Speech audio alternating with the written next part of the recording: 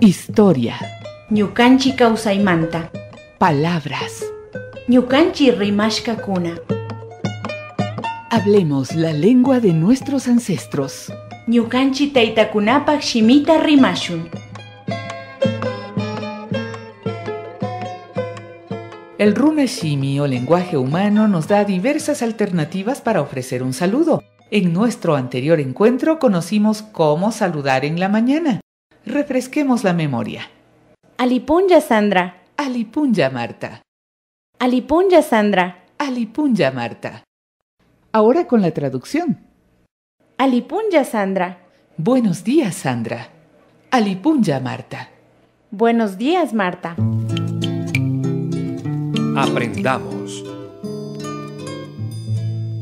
Kausangichu Marta. Aliyamikani Sandra kikinga. Aliyamikani. En la tarde, como cambia la luz del sol, cambian las palabras para acercarnos a las personas con el saludo.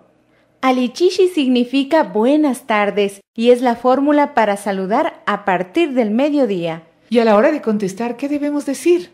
Alichishi es la contestación. Quien recibe este saludo debe contestar Alichishi.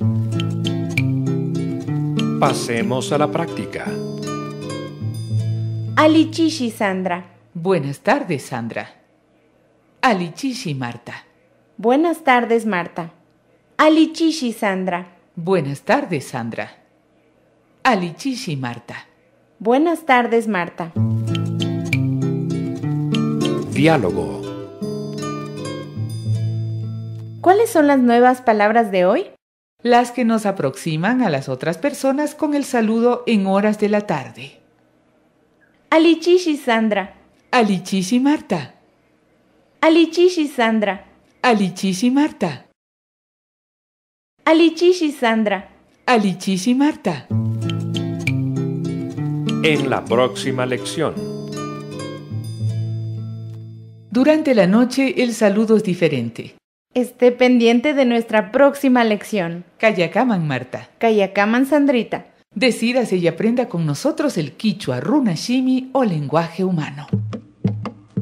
Tierra. Alpa. Hombres. Runakuna. Hablemos la lengua de nuestros ancestros. Ñukanchi taytakunapak shimita rimashun.